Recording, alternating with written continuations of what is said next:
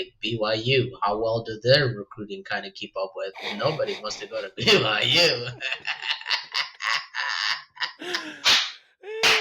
Wow, you just had to set him up for that one, man. You just, That was yeah. perfect. Yes, sir. So I'm excited. It should be a good time to be a Utes fan. Change is always good, and sometimes it can be bad if you're a BYU fan.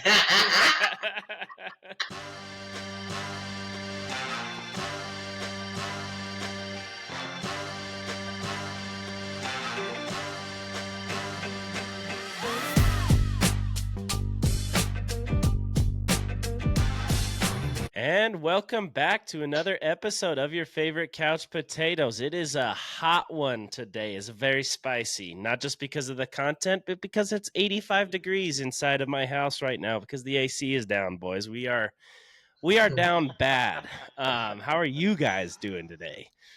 Oh, it's a Wednesday, so only 2 more days till that weekend. I could not have put it any better, Wes. It's a Wednesday. 2 more days until the weekend. There we go. Well, good thing we got a podcast to get us through the middle of it, right? So let's get into it. Let's get some football in. Let's start with some NCAA, some Ute stuff, baby. A lot of stuff kind of going on. I know we talked about it last time where Kyle Whittingham his successor has been named, Morgan Scalley, right? So we had the Big 12 Media Day in between our last podcast. So there was a lot of stuff said by Kyle Whittingham, and he expects a seamless transition between himself and Morgan Scalley. So he doesn't think that it's going to be much to wait on, that the success of Utah is going to be right there, just like they've had under Whittingham. So that's good to hear, definitely as a Utes fan. I don't know, does it really happen? We'll have to see. Whittingham's an all-time coach, I would say, but it makes me feel good that he's giving us that vote of confidence. Yeah, I mean, I think Kyle Whittingham he's definitely been a really good coach for the program, and I think that it might be the time because he's been there for so long. I can see him wanting to get out, and and the Utah builds their program around defense, and so I don't think that it's gonna change. You know what I mean? And Morgan Scalley already has the respect of the locker room, and so we'll see how it happens, and when Whittingham finally calls it quits. Yeah, I mean, like you said, Wes, it's the program's already built to be successful. So this is just no shocker. He's already picked his successor because he believes in that guy and that guy believes in the program. So I mean, I don't see anything going terribly wrong for this program. I think that them being in the Big 12, this is huge, and so they're ready to compete. I told you this before too, Kyle. I'm like, I wish we were in the Big 12 because that, in a way, that kind of looks like an easier conference, but not at the same time, you know. Yeah. No, And I so, mean, I like, don't. It is. I'll yeah, just call a spade a spade. I mean, it's easier now. You got, like yeah, you said, Oregon, Michigan, Ohio State, Penn State. Like yeah, maybe even whatever you want to say. Let's say Penn State is the bottom of those four. I think you could say that they could win the Big 12. yep, Maybe easily yep. too. So Yeah, exactly. So I think that they're going to be a program to be messed with in the next couple of years, depending on how they're recruiting. If their recruiting keeps up with moving into this big conference, I think that they do just fine. And that really is what the bread maker is. How well does your recruiting keep up with? Like BYU, how well do their recruiting kind of keep up with? Nobody wants to go to BYU. Wow, you just had to set him up for that one, man. You just, That was perfect. Yes, sir. So I'm excited. It should be a good time to be a Utes fan. Change is always good, and sometimes it can be bad if you're a BYU fan.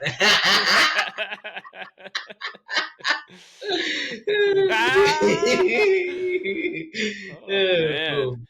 Well, that's the thing, though. Let's move right along. So when is that day, though? When is that season? How many more seasons does Kyle have? We don't really know yet.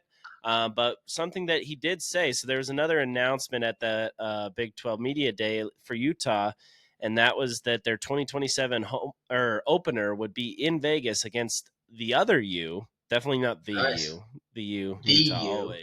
always, the Miami Hurricanes. And he said that he probably won't be sitting here as the head coach. So that's 2027. We're going into, would you still count this the 2024 season? Yeah. I think this would 2024, be the So, 2025, no? well, they usually end, like, they have bowl games and stuff and, like, around New Year's December, and like stuff, New right? Year's. Yeah. Yeah, So I think it would be 24. So I'm Yeah. thinking you got max 3 seasons of Winningham left and maybe 2. nice. Yeah, I mean, I could definitely see him. I mean, it's a good timeline. It's a good timeline. Get the next coach set up and ready, and that just have a good plan set in those next 3 years for the seamless transition that they say is going to happen. Yeah. And I think it's funny that I'm talking good about the U, and you guys just keep shitting on BYU. So I'm being there's nice. I'm being the nice guy. there's You are nothing with good to it, say yeah. about the BYU, bro. I There's don't, nothing good to Vice, say And about see, it. Vice. nobody had anything to say. I mean, you gave him the Exactly. time. I said nothing. No, I mean I'm excited for this matchup. I said this last time. Mario Cristobal, yeah, I'll be at that game, and I'll be wearing a shirt that Hey. says I went to go visit my grandma, and then it's gonna have dollar signs underneath it.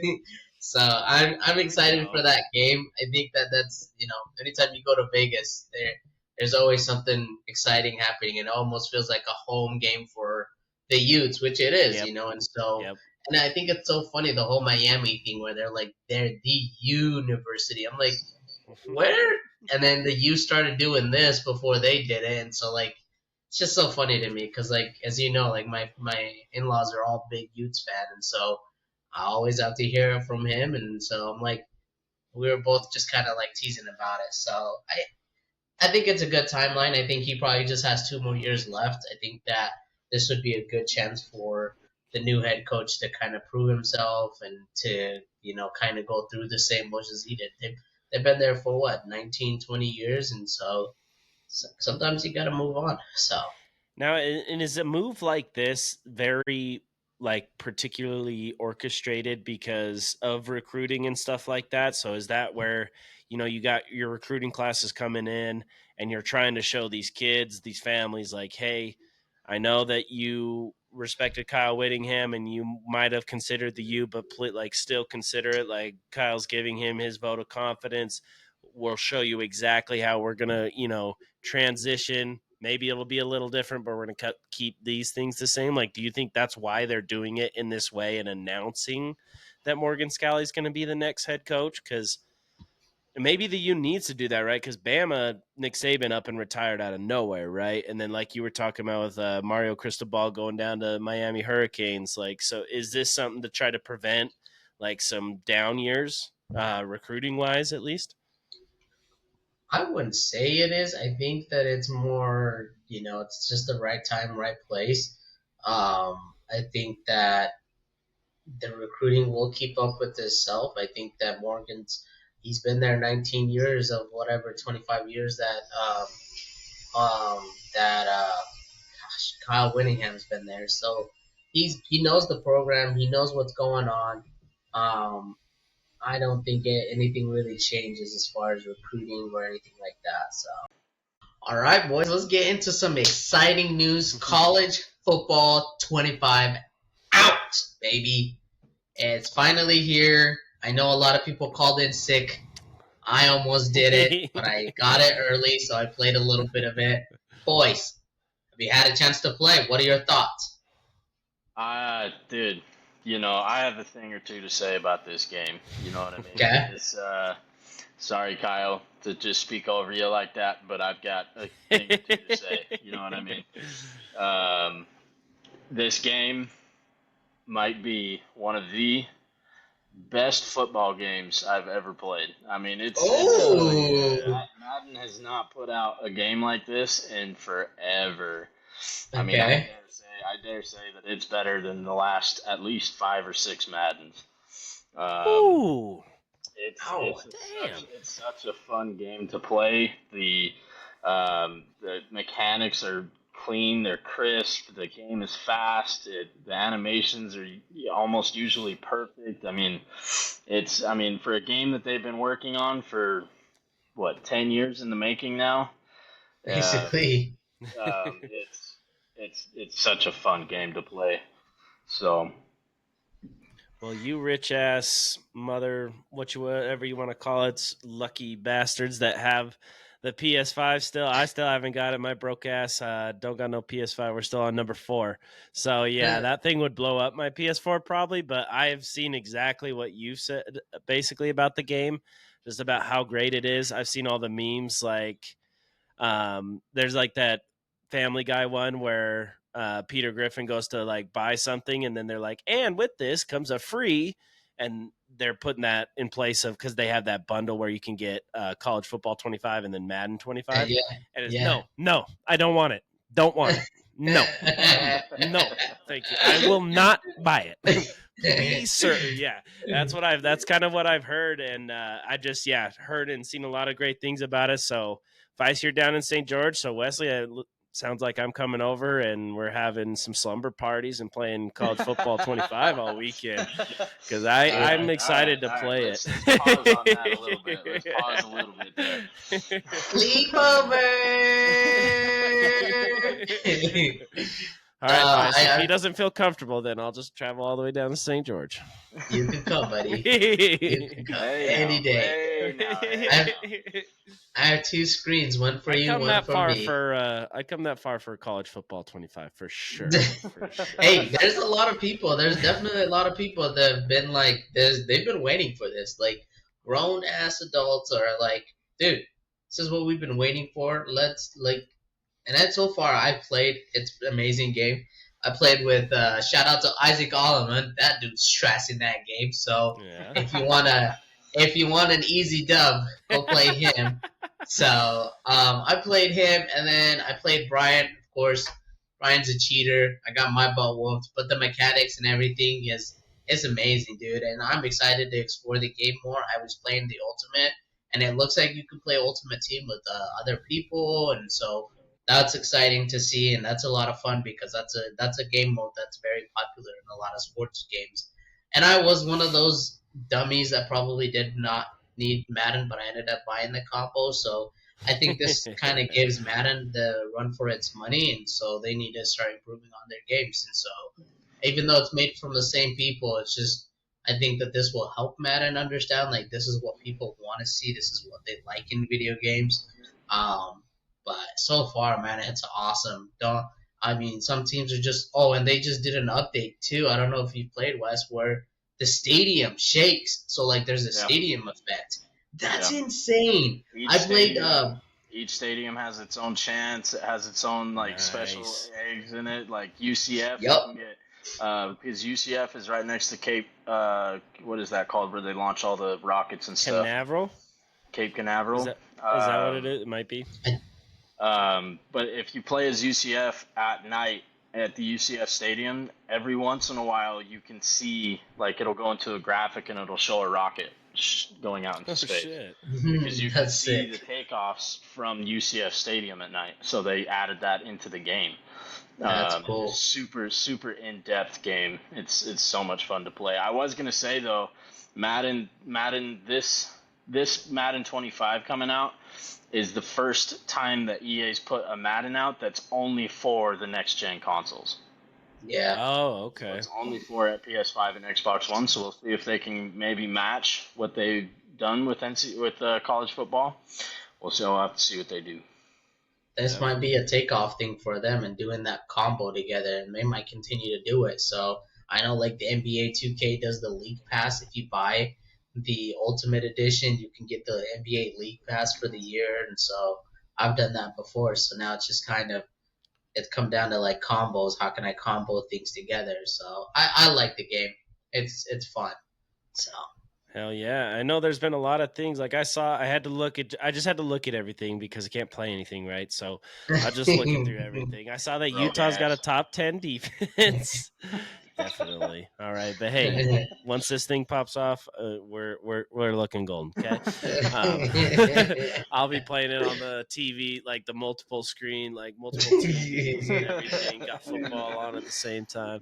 No, I saw that Utah's got a top 10 defense and then two top 10 rated players at their positions, at least on offense, and Cam Rising and then Brant Keithy at tight end, which I think you kind of like is kind of like understandable based on like, real life. I think that's like how it's pretty damn accurate. I think you could say that definitely Utah's got, top 10 defense. They're always a great defense. And then Cam and Brant, very experienced guys. I mean, they're 29 years old. So like, I would think they'd be experienced, right? So, but then, so yeah, I just saw that about Utah. I don't know. I'm sure BYU is like a 65 overall rated on their Nope. team and Somewhere around Nope. everything, there. but Wrong. Wrong. 78. oh, They're okay, actually okay, yeah. no, they're not 78. They're 80. Fucking asshole. Oh, maybe after you gave them some money from their wherever the BYU gets their funding from. Maybe that's why you got me.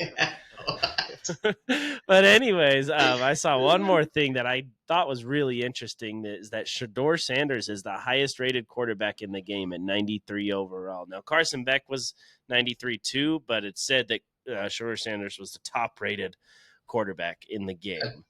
How do you guys feel about that? Because I wouldn't go into this next season and say he's the best quarterback in the nation. I don't think I would No, even say that I at all. wouldn't. I wouldn't say that at all. I mean, he didn't. I mean, he had a few good games last season. I don't see why he needs to be the best. It's just the hype, man. It's the hype around Sanders. It's just it's the hype train because I mean they have Colorado ranked, don't they? Yeah, I think it was so. 17 or something. We Yeah, talked Yeah. about in it the on the actual last in the pod. actual rankings, right? They have them. They have them Oh, ranked. NCAA or the college football came out with their ranking list, I and I haven't think they seen have that yet. I I know we think they talked have about the Colorado. Yeah, game yeah, their rankings, but overalls, the team overalls. yeah. But I'm pretty sure that EA came out with their own ranking, and they put Colorado in the top 25, which is just so insane to me. I mean, they did that at the beginning of last season too, and But then there's look just what so much happened, hype. right? Right? There's And I just so think much that hype. you could say they'll do better, maybe just, with another year under the belt, more recruiting, you figure out your team, you get your feet, wet and everything. But I don't know that when you saw what happened last year with all the hype at the beginning and they beat TCU and then they just, straight fall off, like let's not start them in the top 25 this year. I think I agree with you on that one, Wes. I mean, you guys are just haters. Okay. Just kidding. No, the best quarterback. I don't think he's either the best quarterback in this year's. I think that's probably going to be Carson Beck or Gabriel. Like those two guys are just on another level. I think that Shador is probably like 3 spots behind them, 2 or 3 spots behind them. I just don't see that they've made enough improvements to say that they're a good team and that they're actually worth the rankings that they're getting. So, and I know that they lost a lot of recruitment. Actually, a lot of people just decommitted from them or just didn't want to go there anymore. I mean, I believe in Sanders. I think he's doing something good. I think he's trying to build up a program that's successful. And any program, it takes a while to build up. Now, is he just doing this to get his boys in the NFL? Maybe. There's nothing wrong with that. Well, anywhere Sanders goes, it's prime time, baby. So he's just gonna be followed by the camera and the attention. And honestly, I'm okay with that, just because it's entertaining. It's entertaining to see what's going on and how things, that he handles with his situations. And so, I, yeah, I mean, in the game, I played with him too, and I think he's fun to play with. So keep that entertainment going. So I mean, what more can you really see or say about him? So. Yeah. Do you think he's like, because he's definitely a dynamic quarterback, obviously. Like, we saw Yep. that. We know he has an arm. We know he's got the legs and stuff. Now, they were, Colorado wasn't on the level. So, like, is he overrated, or do you think? I mean, like you said, I think we're saying that he's overrated as far as like the best quarterback, but like, is he a top 5? Is he a top 10? Just quick hitters. What do you guys think? Top 5, top 10 quarterback this season? Top 10, top 5. I mean, for me. Honestly, I couldn't give you an answer. Gotta see more. I didn't watch enough of Colorado last year to really decide that. So, Well, hey, they like tripled their win percentage, or like 400% up from the season before. They were 4 and whatever instead of 1 and 11. That's easy. But let's move on. Let's get into the NFL, boys. Let's go through some quick hitters and some kind of just extension talks, and then some non-extension and all kinds of things. So just saw this yesterday. Quentin Miernes and the Denver Broncos agreed to a 4-year, $80 million extension. Wow. Now, I don't know if you guys are just bigger football fans than me, but I'd never heard of this guy before.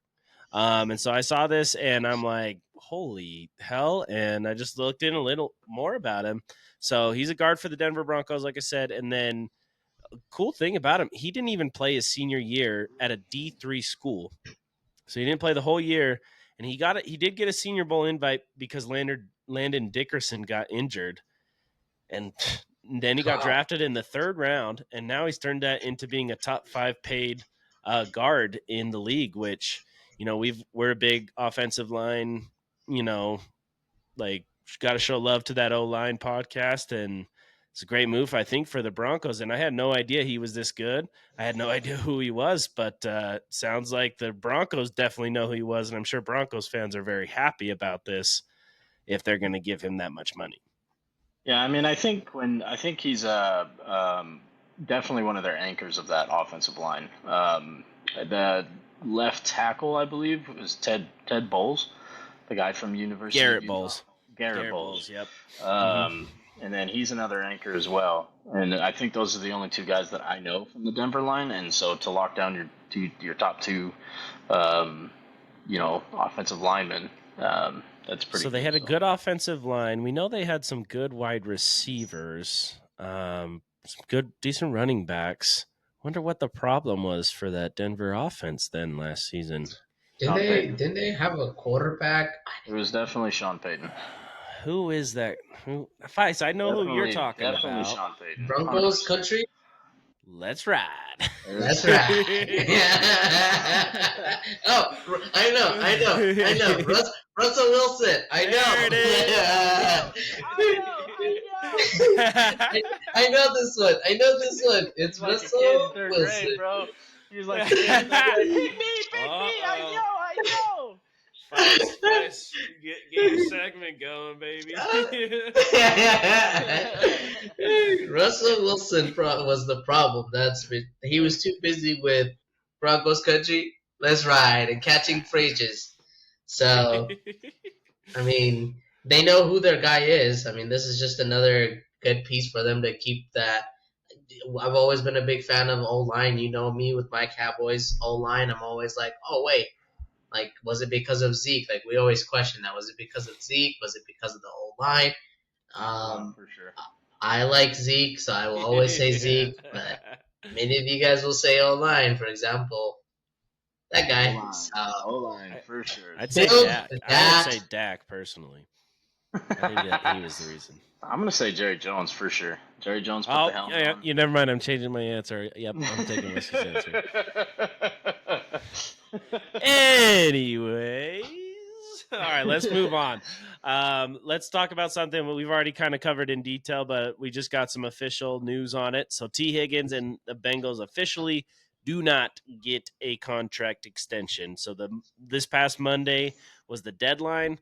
They didn't get to it, so he's going to be a free agent unless he gets franchise tagged again, which I think he can in 2025. So I think he is going to play with them next season, but yeah, maybe we're looking at the Patriots sign him in free agency, and maybe we can trade for another wide receiver, which we'll get into a little bit later. But yeah, what do you guys think about this? I mean, not much surprising as far as this T. Higgins news goes. No, not surprising at all. I mean, there seems like there's a few receivers this year that just can't get the deals done. T. Higgins feels like that he feels like he deserves, that he needs number one receiver money, but that's hard to do when you have when you have the other guy across the line. It's just and I think T Higgins kind of wants off the Bengals so he can prove that he can be that number one guy. So maybe you're right. Maybe he signs with the Patriots in 2025 and can maybe show that he's got that number one talent. I would love it. I mean, I couldn't agree with you both even more. Like, this has just been like, it just needs to come to an end. Like, it's just been back and forth, back and forth, back and forth. There's that song that says, you need to cutty. So this needs to be cut and finalized and move on. That's all I got to say on it. Yep. Moving into some Steelers news. I know we all love the Steelers segments. We've got. Sorry, what'd you say, Liz? We've got Cameron Sutton. He got suspended for 8 games for violating the NFL's personal conduct policy for his domestic battery incident that resulted in the Lions cutting him, and also resulted in him disappearing off the face of the earth for 3 weeks. Yep, we did talk about that. Yep. I mean, this is definitely deserving. You can't be doing that type of shit. I'm still surprised that the Steelers even signed him again. Maybe they just that desperate for cornerback help. But to not have a guy for 8 weeks, that's a pretty big hit. You know what I mean? Oh, big time. Like, well, what are they doing? Are they just signing dumb, idiot players that are done for? Mute his mic. Just kidding. No, I mean, it's unfortunate, but at the same time, we're not turning into the Chiefs. All right, we're not turning into the Chiefs. That's what I was about to say. It's starting to sound like off-season troubles. The Chiefs are the new Raiders. We have talked about this, though. We've talked about this situation in depth. I mean, we knew this suspension was coming. It was just a matter of how many games, and I think 8 games kind of makes sense just based on like past performances or past suspensions from the NFL. So, yeah, I think like we all knew. I'm sure the Steelers knew. Cam Sutton knew going into this season. I'm not going to be playing however many games, so I'm not too surprised to see this verdict get laid down. Yep, I couldn't agree with you more. Now let's move on to the face of the NFL for the next 10 years. Drake May? Caleb Williams. Russell Wilson? No. Dak Prescott? He was the face of... We're just getting silly, guys. So, let's get Williams. So, Caleb Williams officially signed his contract. He signed a 4-year, $39 million, fully guaranteed, because he's all about that. In college, he was the highest. He was the...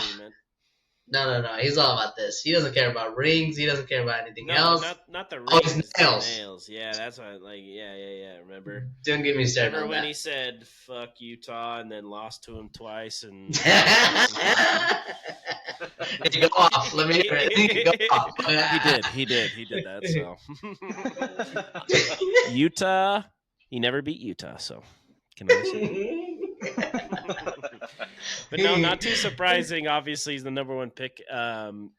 Fully guaranteed deal. I don't really know. I'd have to look into more how those number one picks get their deals. But obviously, I think you knew that he was going to get money. I remember big Poles or whatever they call him, Ryan Poles, and the GM was talking about it like, hey, he's like the first, NIL highly paid draft pick, and so he's going to get money. So of course. Yeah, I mean they have to pay him a lot of money because, like he said, and this is one of the reasons why I didn't like Caleb Williams coming out of the draft, was that he said that he would stay in college just because he would make more money in college than he would his rookie year. Yep. And then he also asked for a piece of the franchise. When they They won't even let like Tom Brady get like a piece Yeah. of a franchise because they're like, hey, you can't play, bro. You can't play and then own a team at the same time. And Caleb never played a game. Nah, let me get something Tom Brady never did. That's Go who big I or am. go home. Okay, that's who I am. Anyways, Then it let's couldn't keep even this beat trade. Utah. Couldn't even beat Utah, and you're better than Tom Brady. But I mean, hey, that's a tough test, so I get it. But anyways, let's move on. I wanted to talk a little bit about Hard Knocks. Now, I know it's not super exciting. It's the New York Giants. I've been trying to keep up. I really have. I did watch the first episode, and it was actually pretty good, at least from a fan's perspective, and really surprising that like they went as in depth. Like they didn't hold back on this, at least on this episode, and it doesn't seem like they're holding back on this season. I mean, they were just upfront and honest that even though we all know something like Daniel Jones, this is his make it or break it year, right? Like he has to prove it. They That just should have up been and 3 front years said ago. that. Yeah, right. But they just up like front and said that in the episode, and then like they talked about Saquon Barkley, like, hey, who's gonna pay him? Who's gonna pay a $12 million running back when you have an expensive quarterback like the Giants have? So they even mentioned like no way the Eagles go get him because they got Jalen Hurts, right? They've said that, and then boom, look what the Eagles went and did. They said screw that, we're gonna go all in for it. So maybe we get a little bit of like insight to see why some of these teams kind of fail and succeed, right? In the ways that they do. And it just makes me excited because then we get to see why the Steelers franchise is just so dog shit this in-season tournament. And then we get to look at the dog pound and then the other better teams in the AFC North. Like the Browns. I don't know how you can talk shit on the Steelers offseason like that because they've done more this year than Dallas has done in the past 5. So, well, I mean, I didn't even say anything. I just laughed. That's like I agree saying, with you. okay, Wes. I ran a mile in this last year. But when you run 0 miles, it's not that impressive, in comparison. So, you know what I'm saying? Vice, why are you smiling? I'm digging your team right now. Because that's not my team. My team is the Ravens. My team is the Ravens, bro. I wish I don't have it, but I don't care for the Cowboys this season until they win me a Super Bowl. I don't care. Well, that's all I gotta say. Well, you'll probably die before Jerry Jones and before either of those things happen. So probably is true. One more thing to note on there, though, because I saw a couple. I need to watch the second episode. I've only seen the clips, but they went and showed their combine process and how they interviewed the quarterbacks. And hey, I just got to say this: like for someone that never played football, that just watches it, loves it. Man, that sport is so much harder than so many people think. They're Brian Daboll gives them a play, right?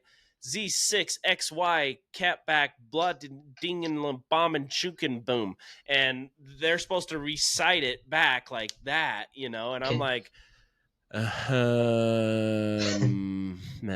D right? No, wrong. But anyways, Drake May killed that interview apparently. So like even they showed Jaden Daniels, he didn't do super well, but your boy Drake May did. So let's go.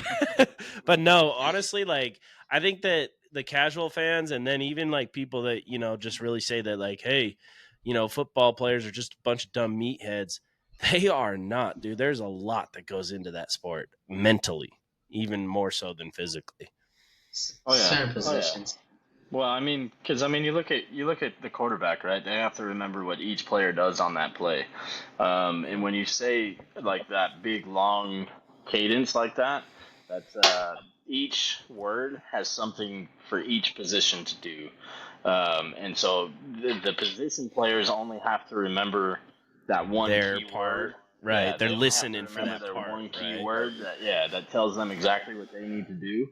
But the quarterback has to remember what everybody's doing on the field at all times. So that way they can manage the offense in a way that you can make your drives work. And yeah, I mean it's and even defense. Defense has the same type of calls too, and all of the defensive calls usually are, they're shorter because they only talk to three different like groups of people. Because you have the Right. secondary, the linebackers, and the defensive line. So I mean, it's all it's yeah, everybody's got to remember what their job is. And that's why I mean Jake may be able to recite that type of thing that's pretty big. So Yeah, and also to add on to that, to like what you both said, like I think this is just gonna make us enjoy football a little bit more, just because we get to see the behind scenes that we never get to see and be part of. We're always just like, oh, well, this is happening. I mean, what can I do about it, you know? And so this will be cool to see where they're going into more details about the interviews. There, you can see a little bit on what each team is prepping for. Now, the combined practices will be interesting if they end up doing those too. Um, and I'm just excited for it. I think this is just, like I said, just another reason why we love football and keep us interested throughout the off season. If we could have football all year long, we would do it. So Hey, we're almost there. We're finding a way to continue, to have some real good football talk throughout the season. So, hey, maybe if I can pull the both of you away from College Football 25 for a second, and you can watch those episodes, we'll get real in depth with Hard Knocks next episode. But yeah, hey, we're still kicking, man, and we're getting closer and closer to that NFL season. yes, sir. well, let's bring up a name that we've talked about a lot on this podcast this offseason. We got Brandon Ayuk. He officially requests a trade after the failed extension talks. So, what is and like we've talked about this so many times before. And they had us through the run. They had us through the run too. They threw us Yep. through a loop because they kept on saying that like we're getting these extensions done. Brandon Ayuk even said that he was happy with how the extensions were going, and then all of a sudden, just out of the blue, Brandon Ayuk officially requests his trade, and just makes you wonder how it fell apart so fast. Well, and I think the big part of it is the Niners, right? The Niners came out and even said the same thing right afterwards. They were like, we don't have any intention to trade him. And even after he asked for a request, and this has been back and forth, and you both have been big advocates saying they can't keep all those guys. Somebody's got to go. They've already paid McCaffrey. They've already paid Debo. Like somebody's got to go. The defense you've already built up. Are you willing to sacrifice the defense to keep Ayuk, which he doesn't even want to be there anymore? Like, I think the big thing is I think Brandon Ayuk really wants to reset the wide receiver market. I think he wants the JJ kind of money, or he wants something bigger. Like, and that's hard because the 49ers don't have those funds. Where are they going to get it from? Right. They're not going to just get that money out of their ass. Like, and I'm happy anytime the 49ers lose a good player. Like, F the Niners. Of So course. hopefully he ends up going somewhere where he's going to be used, because the Niners seem like they're focused on trying to keep him, and he doesn't want to be there. So this has just been a constant back and forth battle that I'm just kind of getting sick of now. Right. It's been I swear, every time we record, it's like, oh, he's definitely going to be a Niner. Oh, he's definitely going to be traded. And I Yep. think the problem is the 49ers hold all the cards now, and especially with all the fines that you're able to impose on the players for not showing up to camp and stuff like that. It's a huge thing, and I think the Niners hold the power. And the thing is they're not like allowing him to be traded. Like the Patriots, there was a report that the Patriots did call about Ayuk, but they were told that he wasn't available. And that's the problem too. Is if you're gonna, as excited as I've been, I know we've talked about it on podcasts where I want this guy, I want this receiver, I want us to trade, whatever. Like here's the thing, like you brought up a good point, Feist, is that does he want more than Justin Jefferson? Does he want more than Jamar Chase? Because he's definitely, I would say, a top 10 receiver. I don't know if I'd say he's a top 5 receiver. I think that he's not. And so that's the part. I But the thing is if you're Brandon Ayuk, do you you got to view yourself as that, right? But here's my thing: if I'm gonna have to trade for him, and like if you're looking at as a GM, not just the Patriots, but just anybody, if you're gonna have to trade for him, give up a somewhat hefty price, even if it's a 4th-round pick, like it's significant in the NFL, and then pay him more than Justin Jefferson, like you're committing to this guy as your franchise. Yeah. People like the Patriots or the Steelers might be in a better position to do that. But it's just a tall task. Now, if he's going to take, top 5 money, top 10 money, I'll do it. I will. I would, trade for him and pay him. But I'm not paying him more than Justin Jefferson. That's for damn sure. I don't think anybody will do that.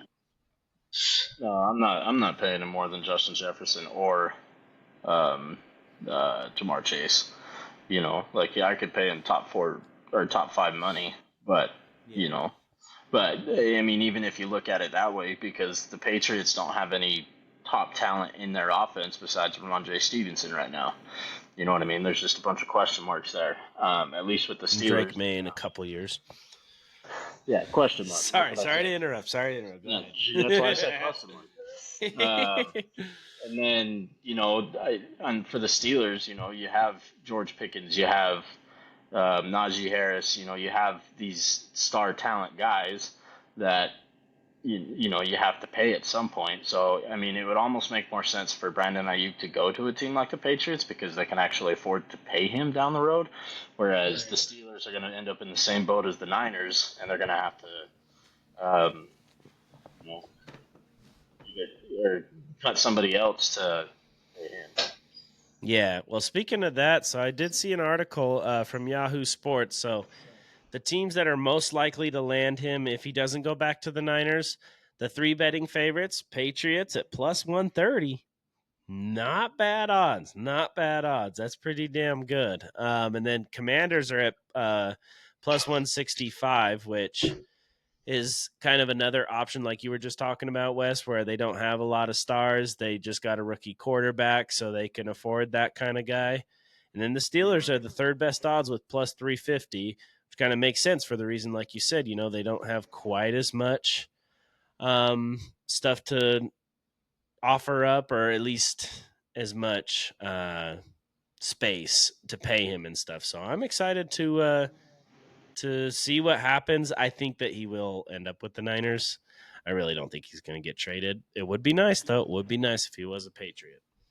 Dude, I was just going to put this in there, too. The Cowboys and Jerry Jones has the opportunity to do the funniest thing. What if he just trades CeeDee Lamb for Brandon Ayuk? Oh, my goodness.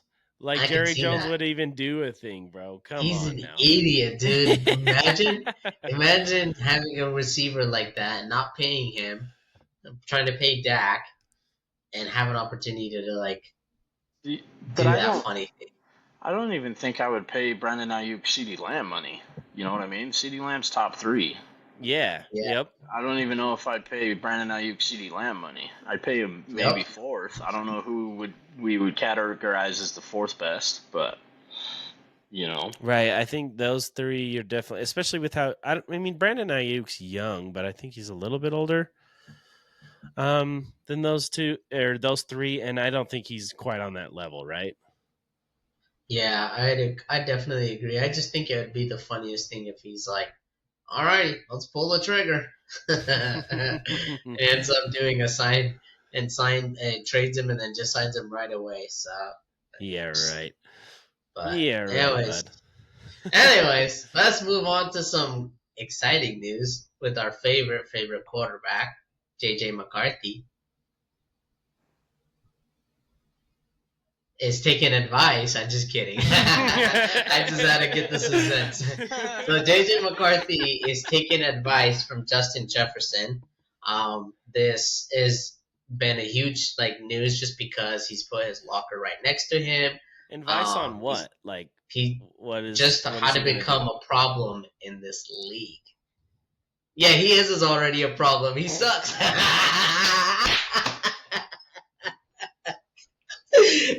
Advice given, you suck. He should have just put his locker right next to mine. I would have gave him all the free advice he wants. Well, I saw that, Anyways, and he's like, yeah, he's constantly asking questions, like yep, with Justin Jefferson and stuff. And yeah, like you said, like putting his locker right there. How do you become a problem? Always asking questions. This. Like, is it enough to overcome the fact that he's never actually had to play real football or be good at football or yeah. anything like that? Like, I don't know. Justin Jefferson's pretty good, but How far does Justin Jefferson fall in fantasy drafts this year, do you think? shit. Now I can't take him, or I'd be the biggest hypocrite, right? God damn it, you guys got a leg up on me now. No, I even saw his thing too that was like Justin Jefferson. Speaking of him, he was going to talk about, or he was talking about in the same podcast that he knew that Kirk was going to leave. So starting like talking about the quarterbacks, he knew Kirk was going to leave because of the money situation, like we were just talking about. Because that's the thing is, like we're talking about with these receivers, the Yeah. reason they pay Justin Jefferson, hey, we got to get a rookie quarterback because you can't pay Kirk Cousins and then Justin Jefferson. Yep. Now you can go the Falcons route and pay Kirk Cousins a shit ton of money and then draft a top 10 quarterback. You can do that, but I guess Justin Jefferson just basically said like he understands it's a business, you know what I mean, and they were going to have to pay him eventually. So I not too surprised about that. We already kind of knew that, but it is kind of interesting to hear like the players actually be upfront and honest about that kind of stuff. All right, and moving on to some more Vikings news. Unfortunately, it's some sad news. And I mean, like, just add it to the list. You guys, I know we were kind of joking about it, and you know what? Like, I know it's not a funny thing, but at this point, it's like I don't feel bad for these people anymore because Jordan Addison was arrested last week on a suspicion of DUI. And Vice, I know me and you talked about this last week. His teammate Kyrie Jackson was killed Yeah. in a drunk driving incident a week Yep. ago. Yep. And I mean, like, you should never drunk drive. Don't get me wrong. But I'm like, if one of you boys, like, got into an incident, like, I would, I would be upfront and like, there's no way I'm letting anyone that I even remotely know get behind the wheel. Like, I don't care if it's 3 a.m., 4 a.m., call me and I will give you a ride. And here's the thing, too. I've heard Uber, Lyft, everything is so readily acceptable these days. And to, get arrested on a DUI when your teammate just died, lost his life before he even got to start it, he didn't even get to start his professional career. It's deplorable. It's dog shit. It's terrible. I mean, I can't even think of words to say how terrible this is. I'm pissed off that this is even a thing. Yeah, I mean it's sad news, and then we've been over all these different incidents all throughout this offseason and I don't know if it's just because I'm paying attention a little more this year with us doing the podcast and stuff like that, but now it almost seems like there's been a lot more than normal this year with Yeah. all these different arrests and guys doing stupid things, and it's and yeah, I mean there's no reason to ever get behind the wheel of any vehicle while you've been drinking. There's no reason at all. And like I've even put that rule on the four wheelers that I own. Like as soon as anybody starts drinking, the four wheelers get put away.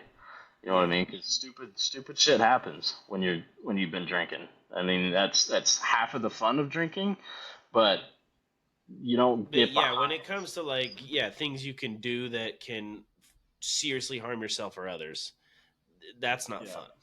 Yeah. So And it's just like we said, man. It just continues on with the sad news of like players who are young, just kind of doing stupid things to end their careers in their life early. Like you have so many people surrounded by you. You have literally you could hire a chaperone for the night. I know you could afford that.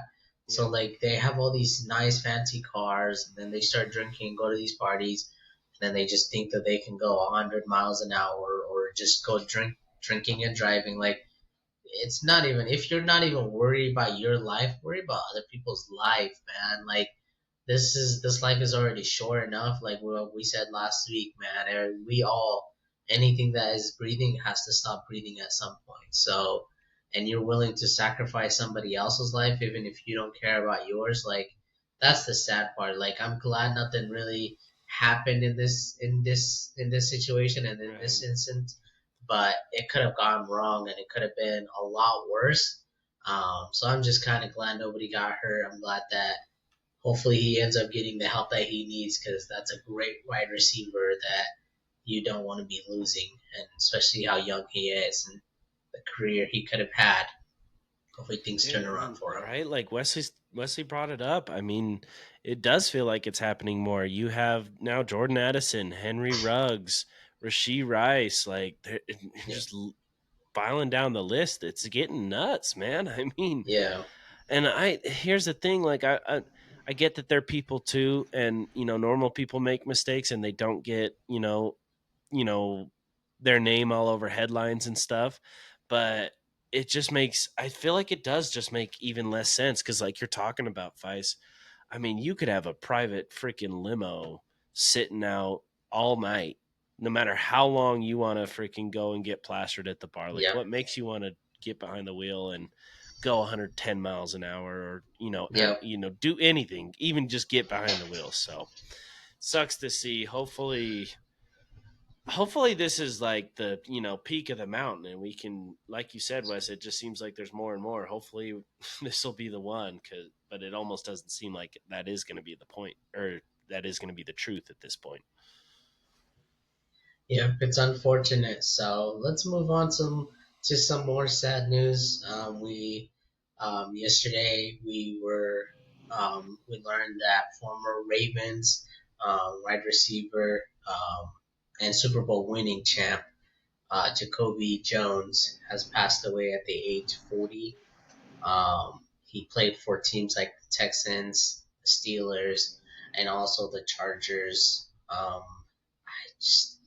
The cause of death is still unknown, but this is just another sad, tragic that such a young, great athlete and had a great career. I think he was trying to do some good things, positive things in his community. It's unfortunate to see another athlete kind of pass away. It's just been like it's been it's it kind of like it's unsensitive, but it's like that's just going around and just kind of picking people. So I pray for his family, condolences to his family, friends, loved ones, everybody who's around him. I hope that he knows that they know that there's fans out there that are cheering him on, and we remember him from some great memories. Oh So yeah. um yeah, I mean it is so sad at the age of 40. That is just so young. And yeah, it's without the cause of death, that's scary. And but no matter what, it's so sad. And like you said, so many memories. I mean, he was one of the first players that I remember growing up as a kid watching football and just being like, holy crap, this guy is a superhero. Like I right, literally, because I mean, I watched this guy throughout, and we talk about he gets a lot of fame for that 2013 playoff run where he had that 70-yard touchdown against the Broncos to tie the game, send it to overtime. And then he had a big Super Bowl with a touchdown, and then the still record, 108-yard, the longest touchdown in Super Bowl history. It's Mr. Jacoby Jones. And I mean, he covered that 108 yards in all but 5 seconds, it seemed. I mean, it just seemed like he shot out of a freaking cannon. And dude was electric. And from what I've seen by his former teammates and everything on multiple teams, like perfect dude, like the dude you want to have in your team, always high vibes, high energy, smile on the face, dancing, laughing, joking. It's we know we don't like to talk about these sad things. It's definitely something that you definitely like should talk about because these people are so special, and a guy like that impacted so many lives. And like I said, even a 12-year-old kid like myself sees this guy on TV and it's like, wow, that is that's a superhero right there. That is amazing. So it's really sad to hear. he definitely had a great NFL career, and I'm sure he had an even better life and time as a human, dad, father, brother, son, everything. Yeah, I mean, there's not really much more I could touch on. You boys covered most of it. I mean, just he gave us huge moments in the NFL, and it's something that the NFL fans will always remember. And um, prayers out to his family, and hope everybody's doing all right. I love it. Well, thank you, boys, for joining the NFL podcast. We'll end it on that, and we'll take a short break, get into the NBA. But yeah, beautifully put by all you guys, and thank you guys for joining us on this one. And we'll catch you guys on the other side.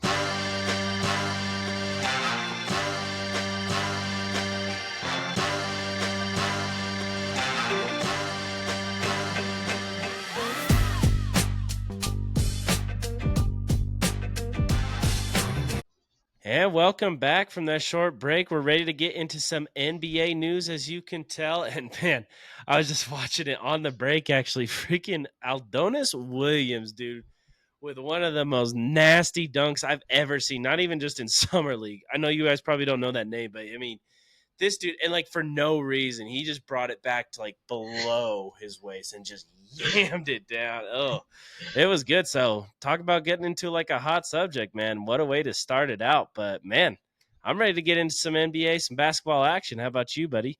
Let's get into it, man. This is one of my favorite segments. I love talking about the NBA. I love bringing our viewers the news around the world with the NBA world.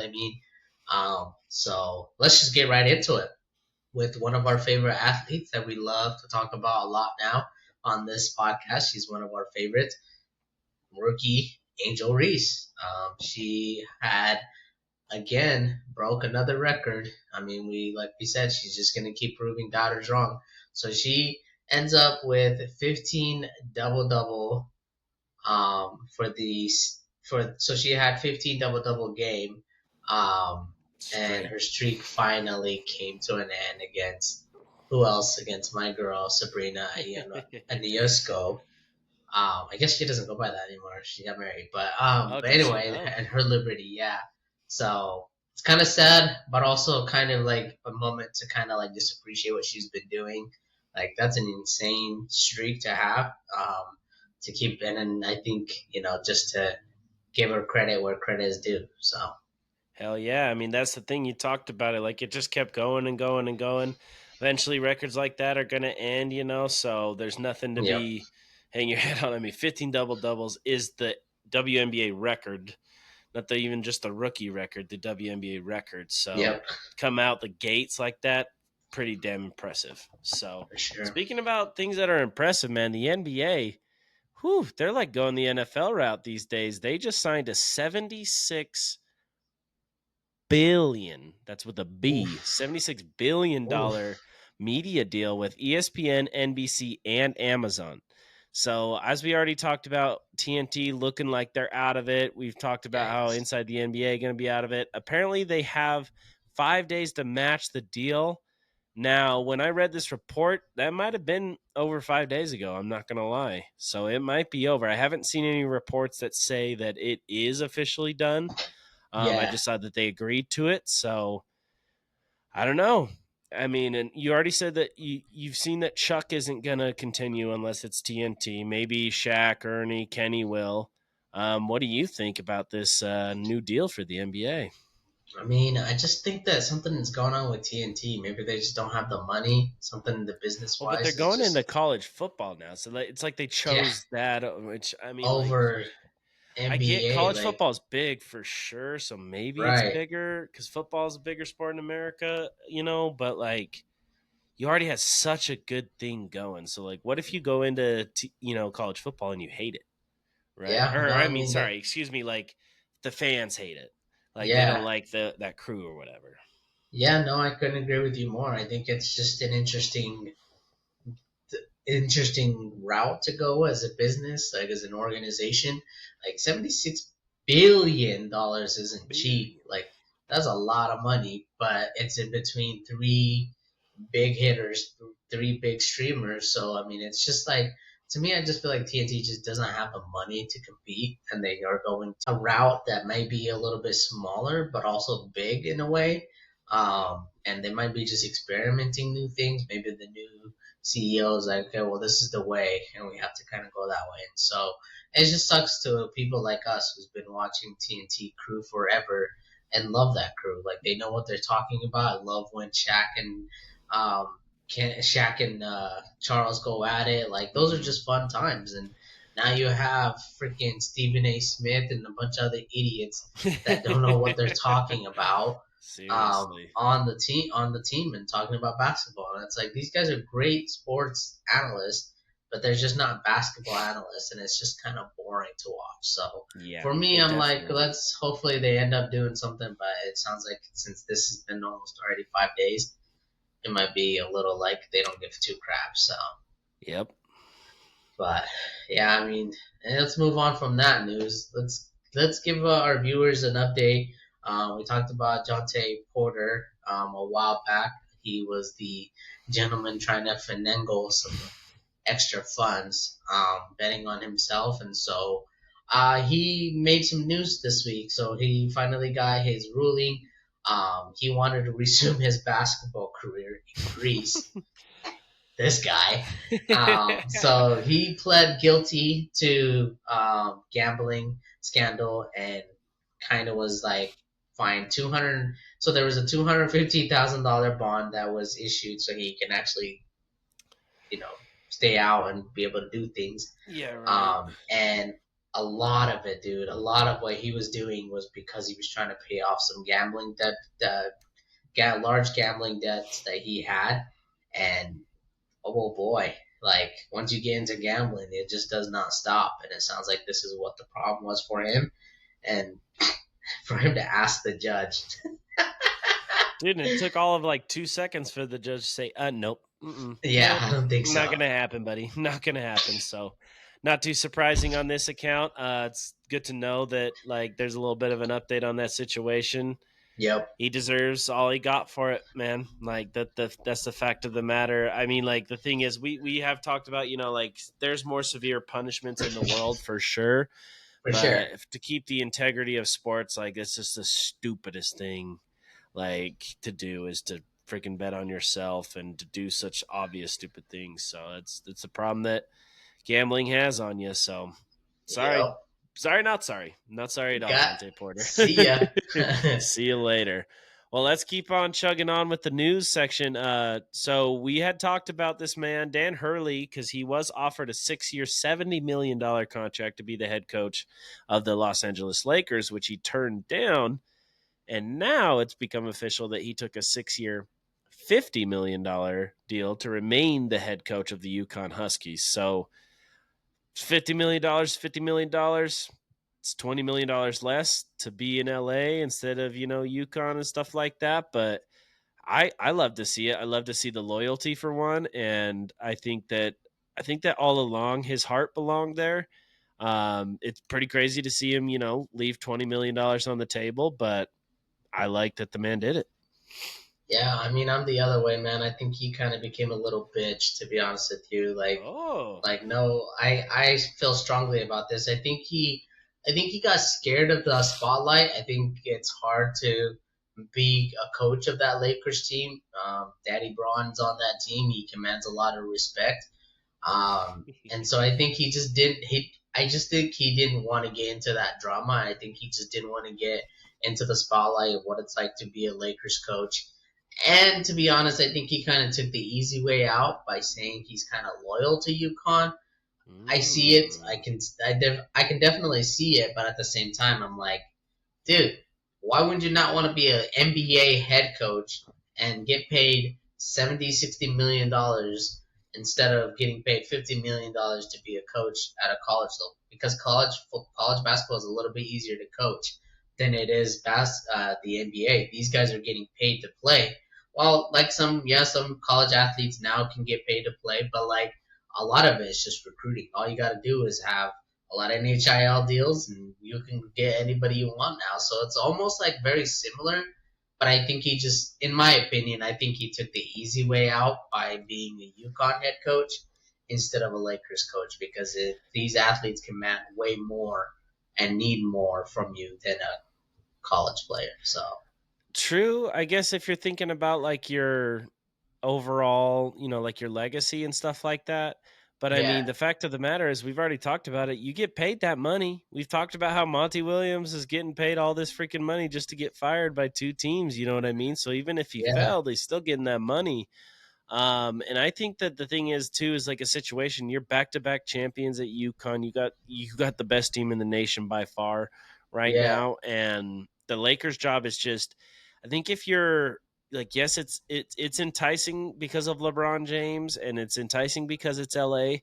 If you want to win basketball games and you want to win a championship right now, I'm sorry to say it, buddy. I know that this might be out button, but it's just not an ideal situation yeah. No, because it's the true. thing is Braun is old and now they've, shown a pattern. Yes, they did make it to the Western Conference Finals last year and they got swept Yeah, or, 2 seasons ago, I guess, but like they got swept. So they barely made it out of the second round. They've been like a seventh, eighth, ninth, 10th seed, for all these right. years. And it's like, it's not as an appealing of a job.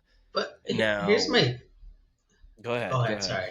No, no, No, no, you're good. I was just gonna say, here's my thing though. It doesn't have to be. You look at a college program, right? He built that program to be successful and to go back to back championship. It didn't happen overnight. Now, I think he could have done the same thing with that Lakers. They have young players that they brought in, they drafted, Bronny James. and Bronny James, Kenneth, like those two players could carry a whole franchise if Bronny develops, right? If Bronny develops.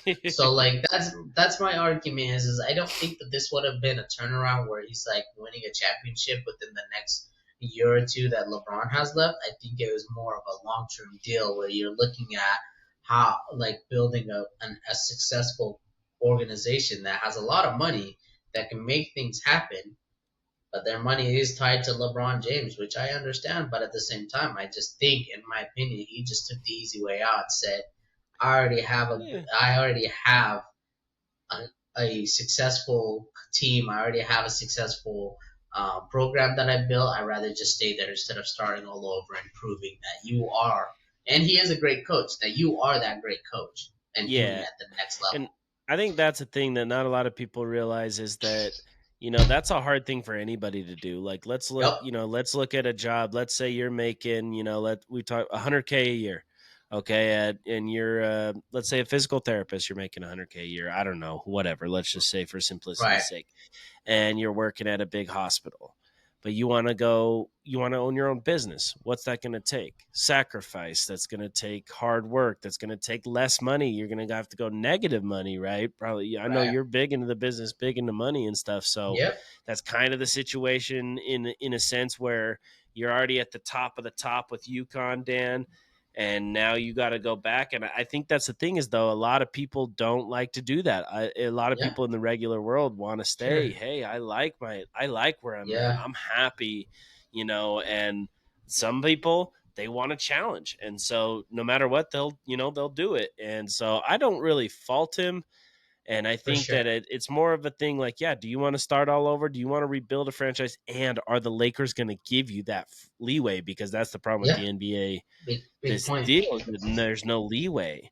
And Yeah. if I'm Dan Hurley, especially for your legacy, if you go to like the Lakers and let's say it doesn't, you don't win a championship in 2 years or whatever with LeBron, what do you do? Because now, like, look at what they gave JJ Redick. They gave him like 4 years, $32 million versus 6 years, 70. Like it's nothing, Yeah. compared to it. So And I think that part of it too is because he doesn't have any really coaching experience. He just has that yeah, and player that's the thing too. experience. Different Yeah. game, So maybe he knew his role too. Like, hey, I'm a better college coach than I am an Yeah. NBA Yeah. coach, right? Yeah. And we've had many coaches go that way where they thought they were great head coaches, and this is to change sports. But like Jim Harbaugh, he thought he was a Yeah, great yeah, um, NFL coach, but then he's like, nope, let me go.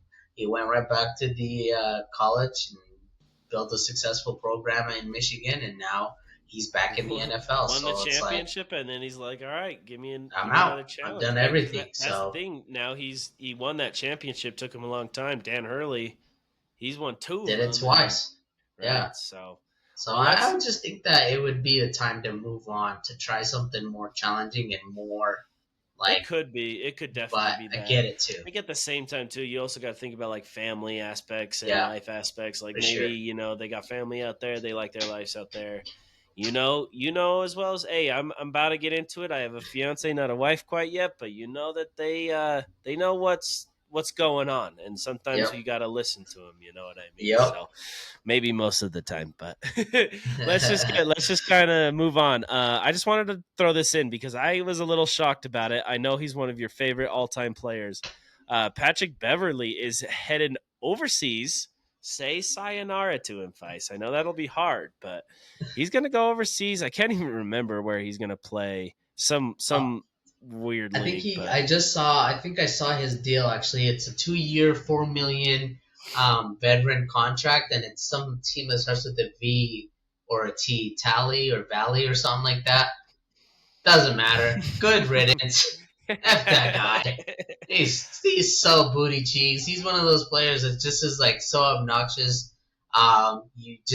You hate to play against him. You hate to have your team play against him just because he just does too much. He's a Draymond Green donkey face Yep. and a smaller like half size I of think, him. and Like you like talked about it with Ingles, right? Like Ingles is that guy, but you can like respect it, like the yep, way he goes tolerate it. about it and the way he Yep, treats other players. Like he's not just doing it to be a freaking like idiot or to like nonstop. Like Ingles picked and choosed his moments, and he never did anything crazy. Like all he did was yep, stand in Paul George's way, and that was enough. Like that was just yep, enough to know he could get you or whatever. It was never anything like you said, donkey face, Patrick for sure. Beverly level.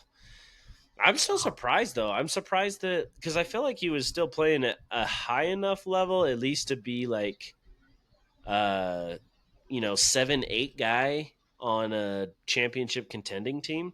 So Yeah, I personally have seen it. Like I've seen it before. I can't remember if there's been like guys like I don't know Andre Drummond or DeMarcus Cousins or something like that come back from it. I wouldn't be surprised if he finds his way to a veteran minimum, maybe middle of the season, late season in the NBA. But I was kind of yeah. shocked. But I know I mean, I know you're not too sad to see him go. yeah, no, I'm not sad at all. I'm happy for him. I hope he stays there for as long as he can. I know that Dwight Howard's been a big fan of trying to bring players to come play in the Asian League. I know he got DeMarcus Cousins to go over there, and he actually ended up winning MVP of that like playoff series that they Cousins had. did So like, yeah. So nice. I mean, it's just been like a big thing where he's like trying to get people to come over there. So I like it. I hope he doesn't come back to the league. To be honest with you, he's just another good riddance. Next is Draymond Green, and There then the you league go. is safe again. So, There you go.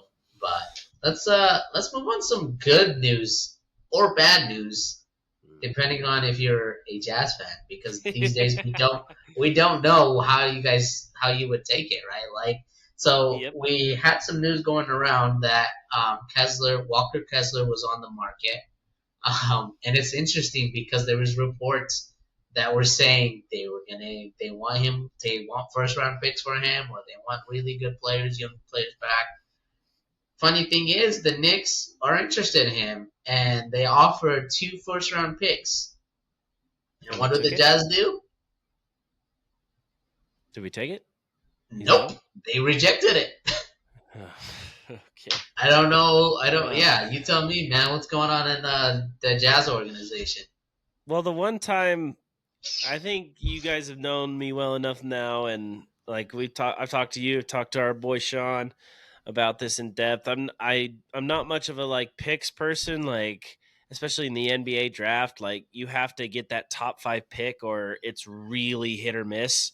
I mean, Right. it's a needle in the haystack after that, and even sometimes when you're in the top 5, they're busts, right? So like I I I like Kessler. He's a great, Yeah, and he had a great rookie season. He had a sophomore slump for sure, for and a lot sure. of people do. But it looked like a little bit more of a sophomore slump. I know Sean. He talked about it where that he thinks a big part of what Walker's like downfall was the fact that we didn't keep Alex Jensen, our longtime assistant coach with Quinn Snyder, and he has always been good with the big guys and developing the big guys, and so that definitely probably halted Walker Kessler's development. But man, 2 first-round picks. I'd have done that deal. I would have, and I'm not even Yeah. much of a pick guy, So to see when they said, because like I said, I saw the report too that you're saying that they needed at least a first for Walker Yep. Kessler, and then we got 2, and I'm like, okay, like let's take Even it. if they were unprotected too, like I'd still take it. Right, right. I mean, like the thing is, I don't know. You're not losing much. You signed a guy, and freaking, I can't even remember what Eubanks. I think Drew Eubanks or something from Phoenix to be our Like backup 2 years. center and whatever. So like you can afford that for a little bit. I would have taken 2 first-round picks. Speaking of the more important Jazz trading news, obviously we've covered it so far as in depth as we can. Larry Marketing. So right now, as it stands, it looks like the Warriors are still the like favorite to land him if he does get traded. They said they wanted the Jazz. This is according to Shams Charania. They wanted Jonathan Kaminga, Moses Moody, Brandon can Kyle Potomski. pronounce that name? Yeah. Podzimski or something. And then Yeah. draft picks for Larry Marketing, which I didn't think that was still nearly enough. And then it came out that the Warriors are like, nope, Brandon Podzinski is off limits. And so I'm like, I just don't think that deal's going to get done for one. Yeah. And I just don't think it's worth it. Like I said, I won't get too much into it, but like we're already in the middle of a rebuild. You gotta rebuild around something. So pick Yep. Lowry, give him something, and then build around him. So Well, and I'm you heard kind of me go glad. off last week. Yeah, I mean, Yeah. you heard me go off last week about this shit just don't make sense to me, man. Why is it that they are having to rebuild almost every year? Like, you have your guy, why are you trying to trade him away for future picks and some players that I don't even really know except Kaminga? Like, Right. it just, and I'm a big NBA fan, so like that's like Yeah. me saying that like I don't know those players. It just doesn't make sense to me. So Jazz just need to figure out what they're doing, man. They need to figure out who their guy is and build that around him because, like I've said multiple times, these guys have figured it out. They built around Shea, got Chillin' Jet, they got Williams, they've got like so many Oh, we have players. a Williams now, so hopefully that helps. That might help. He has been balling out, dude, in summer He league, man. has. He's been balling out. I'm excited about him. So is Yeah. Hendricks. We got plenty of young options, So it's just how do we work them all in?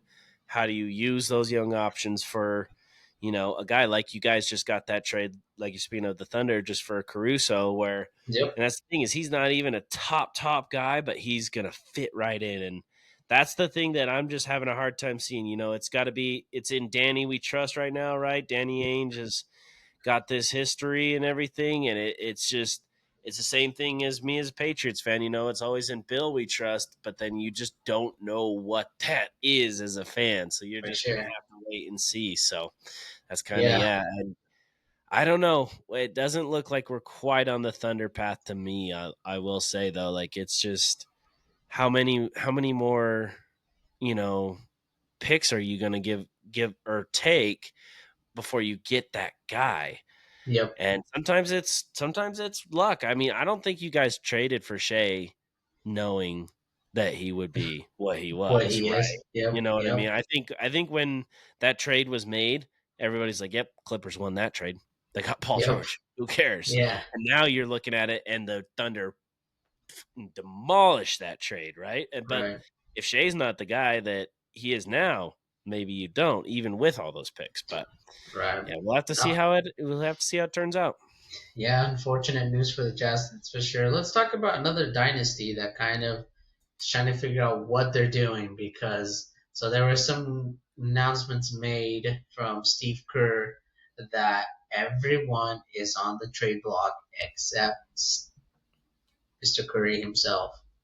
So this comes up from an insane kind of perspective just because that Warriors team is kind of falling apart. We know that the Splash Brothers are no longer Splash Brothers. It's one or the other, and he's on the Mavs. I just saw a thing last week actually. He's going to be the starting small forward. No shit. Like I was like, what did Yeah. you think he was going to come off the bench, or Yeah, that he was right. going to be a shooting guard? No, he's Oh, probably the bigger one that of almost the two. reminds me of the Carmelo thing. You remember that? Hey P, they said I'm supposed to come off the bench, not Oh even run. yeah, Yeah, remember? Absolutely. yeah. But Like, I think Clay's even. Well, I don't know because he had a terrible season he did, by his standards last season. But yeah, of course he's going to be starting. yeah, They didn't sign him for and keep paying that much money to come off the bench. to come off the P, they bench said I'm and going to come off the bench. like literally that's a good like seg for it. Like it just doesn't make sense. Why would he come off the bench? And I think he just needed a reset. I think that like we've talked about it the last couple episodes where he felt like he's disrespected. I think it was good for him to have a change of scenery. And I think the Mavs are gonna kill it, dude. Like put it I like I'm I saying hope it not. right now so everybody knows. If they did it with just Curry and Luca, now you have another shooter that can drop another 25 plus points a game. Yeah, that's easy buckets for them. So Yeah, he could. I think he'll probably end up being, especially with Luca as dominant as he is. Kyrie will be the number 2. You'd hope for about 15, I'd say, you think but so? he could. I mean, like if you think about I his think he still got averages, 20. yeah, I could see him towards. I don't know if quite 20. I mean, think about this: 3 20-point per game scorers on the The same Knicks team. just have to shoot four threes, and that's or yeah, or sorry, Because what was the last thing to do that? The Warriors with KD, Curry, and maybe Clay. yeah. You know what I mean? Like that's just there's a lot. It's like what I talked about. Like when Westbrook was on the Rockets, like there's only one ball. We've talked about it a lot of times. Like there's only one ball and so much to go around. Now, I think Clay is he the type plays. that he plays so well off the ball that Yes, that's about he to say. can be very successful in that system for Yep. sure. That's the He type does. of guy that the Lakers and Daddy Braun should not have let walked away because that's exactly who you need. And now the guy Luca who plays kind of like LeBron has a guy that's perfect for him that can Yeah. sit out there, move off the ball, take pressure away from him. But the Lakers got JJ Redick and Bronny James, baby. So there we go. They're about to do something special. Speaking of LeBron and Lakers, let's talk about them. Yeah. I Yeah, mean, yeah. Hey, you did pretty good. I mean, you dropped them in a couple of times there, but like nothing too yeah. crazy, I think. So I'm Let's proud of you, let's Fives. let's I give know them you said another hour. next week you'll get the thing, but like there you Yeah. go, there you go. Let's give him an hour of just talking about Daddy Braun, right? Oh, I could do that all day, but we're not going to. We got some oh, all exciting right. news around Daddy Braun and his son Bronny. So LeBron has been having some kind of questions coming up on how good Bronny is, why is he struggling, and LeBron finally spoke publicly about Bronny, and first he said it's a dream come true, which anybody would say, right? Like you're Yep, playing with we your talked son. about it, right? Yeah. Yeah, like we've mentioned this, how amazing it is for him to continue and to do what he's doing. And the biggest comment that I kind of took away from that was he's like he needs to continue and to focus on continuing to grow as a player, and I couldn't agree with him more. Like as a father, you want your kids to be successful. You never want to put them in a uh, situation where they're not going to be unsuccessful or they're going to fail. Sometimes it's good to fail, but you hope that you trained your kids enough to do that to be successful, and he needs to. He definitely needs to grow his game and he needs to Oh develop yeah. his game. So Yeah, and a couple other things that I saw from those interviews was that thing that we haven't really, I feel like a lot of people haven't given him enough credit for is that he's behind where he would be because of that heart incident he had. I think that's the thing that a lot of people get yeah, forget about, and we kind of talked about it in the NFL portion, but like the just the fact that these people are human too. yep, And like I know Wesley could attest to it, you could attest to it. You've had some nasty injuries in the past. Coming back from injury, whatever it may be, and his yeah, was a freaking heart thing. I mean, Yeah, top you two died. organ in your body, no Yeah, doubt, right? yeah, Like it's nothing easy, and to learn how to function again, like that takes some serious thing, even if you have all this amount of money, right? So I think that's something that you definitely gotta um, keep in mind. And then the cool thing I really like, my favorite thing that I took from this was that apparently, what according to LeBron, Bron doesn't give a shit. Bron doesn't give a shit about the noise. He doesn't care. nice, He knows what it is. He knows his nice. situation. He knows his name. He doesn't care.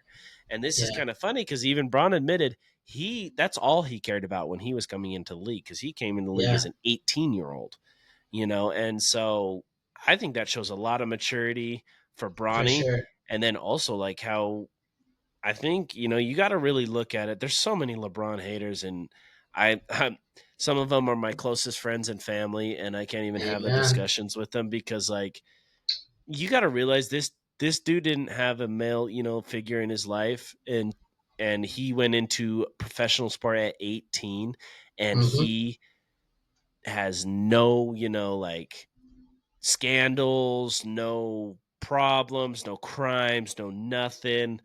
And he came from low income, and has built this empire, Empire. one, Yeah, and then his yeah, family, to more importantly, right?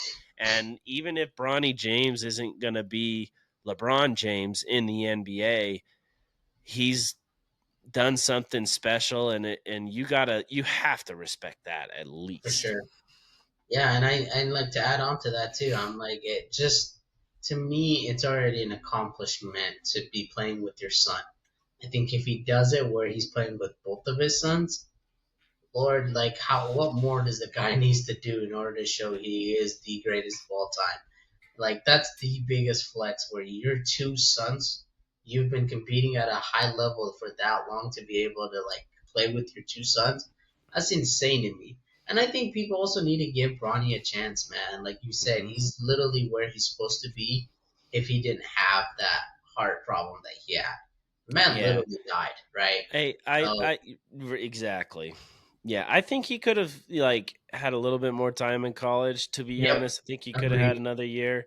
But now speaking of it. He has said that he doesn't care what level of basketball he plays. He just wants to play ball. And that's in discussions of him talking like playing for the G League, which I think at this point is definitely something that he needs to do.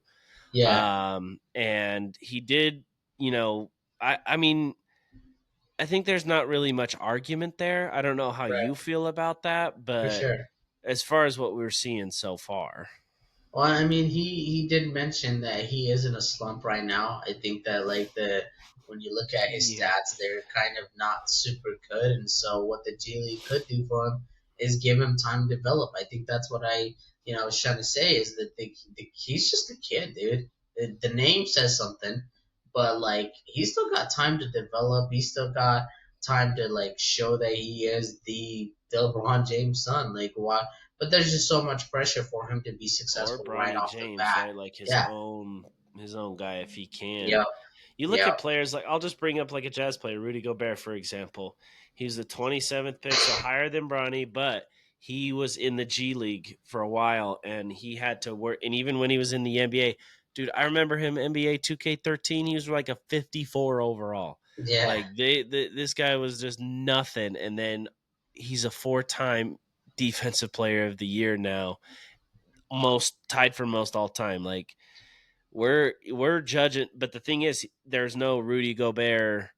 He's not Rudy Gobert Jr. He's Rudy Yep. Gobert, right? He's the one that made the name, so it's a little Yeah. unfair for Bronny for sure. And it's just so hard for him to compare to anybody else. Like even another example, Giannis, that scrawny little kid, like nobody knew him about it, and then all of a sudden he becomes this man, and just now Yep. everybody knows who Giannis is. He takes two steps and he's already dunking. So it just takes time, man. Curry, same thing with Curry. Like nobody knew who Curry was. Went to Davison College or whatever it Right. was, and then nobody knew him for a couple of years, and then I doubt not a single soul would not know who Stephen Curry is. So Yeah. it just takes time, and I think this is just one of those things that's like He is in a slump, like I said. His stats kind of aren't doing too good. Yeah, speaking of his stats, like I did see, it's offensively. So Yeah, he's through at least 3 summer league games. He's 6 for 26 from the field and 0 for 12 from three, including kind of an embarrassing air ball. I'm not gonna lie, like, but that's the problem is there's all these kinds of you know embarrassing things that happen in summer league that nobody ever sees because yeah, no, who watches summer league? Nobody. I tried to sit down and watch one of Bronny's games. Didn't really. I was like, nah. Like I'm not really gonna sit here and do that. Like, who watches summer league really? yeah. It's more for development. It's more to understand certain players and to get the young guys their feet wet and stuff. Like that's the thing. The number 2 pick we talked about him, Alex Sarr. He went 0 for 15 in one game. 0 for Yikes. 15 and scored Yeah, 0 points, and he's the number 2 pick. So like, but I think if you or I don't mention that right now, a lot of people are not going to hear that, or if someone doesn't happen to mention, but everybody knows that when, Bronny has been yep, struggling yep, offensively. exactly. Now, defensively, on the other hand, I know you've been noticing looking a Yeah, little bit better on that end. dude, I think that's where he suits in, where he's been such a menace on the floor. There was a video that came out and talking about how much of a defensive menace he is. He literally is a great perimeter player. He can go back and do those chase down blocks like his dad does. Yep. He's very athletic as well too, and Dude, so I like saw Bryce make one too. Sorry to interrupt, but I saw I did Bryce see make one that in high this school morning. today too. I did see that. Dudes are learning how to do it from the best. That's for damn It sure. just runs in. It runs in the blood. They're like, oh, what is that? Is he running? Is he running? Oh. Oops, sorry, not the Bloods, not the Bloods.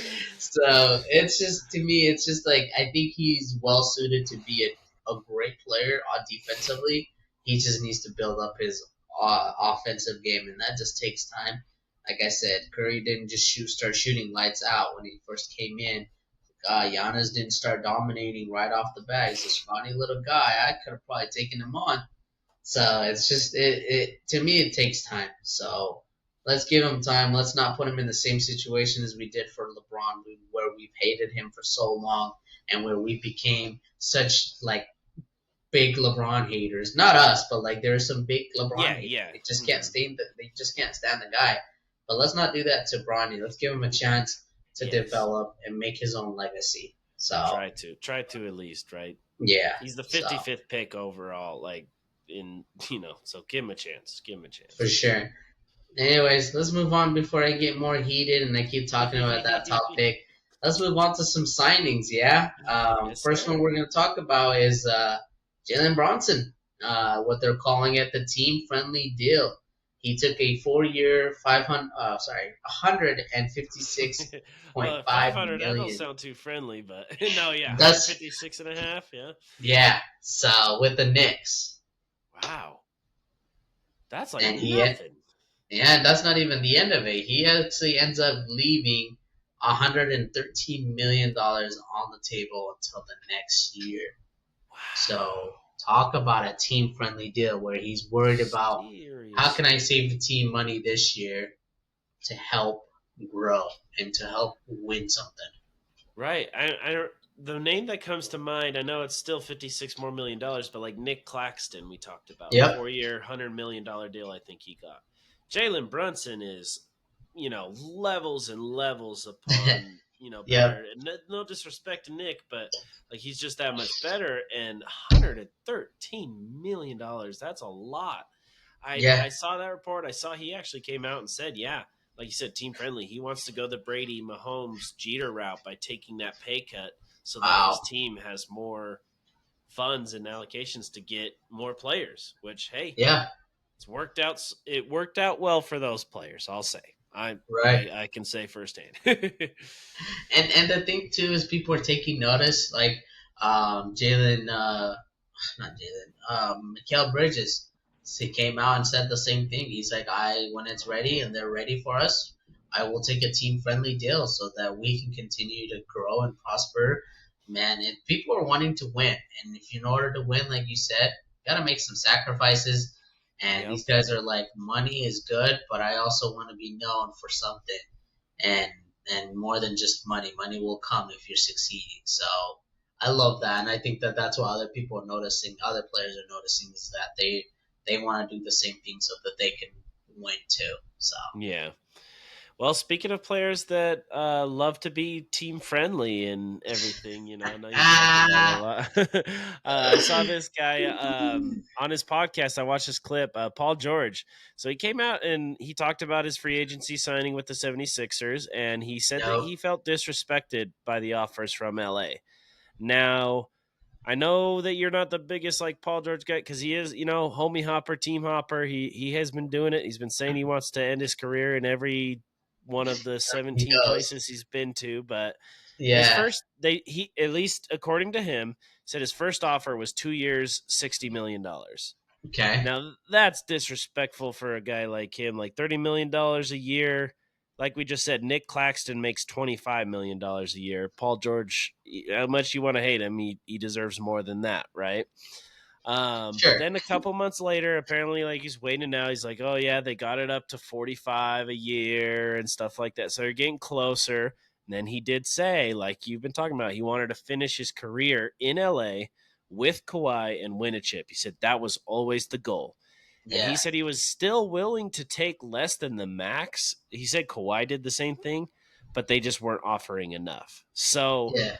that's his words coming out of that podcast. I figured I'd just get them out there and let the hot button do what it does.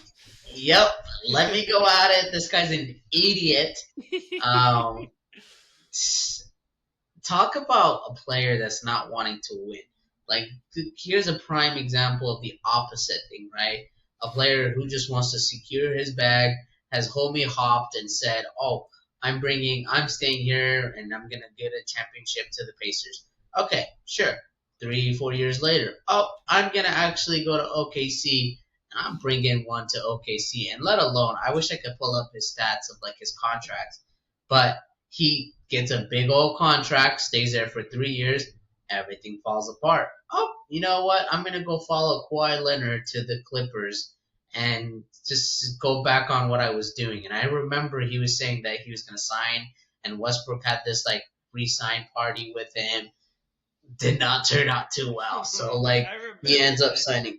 I don't know if you remember that. I literally was like, "Are you serious?" That's when I started hating Kawhi Leonard because I was like, "Bro, are you really recruiting players like that?" And goes to the Clippers. I'm gonna bring a championship here. Signs a big contract. I'm gonna bring a champ.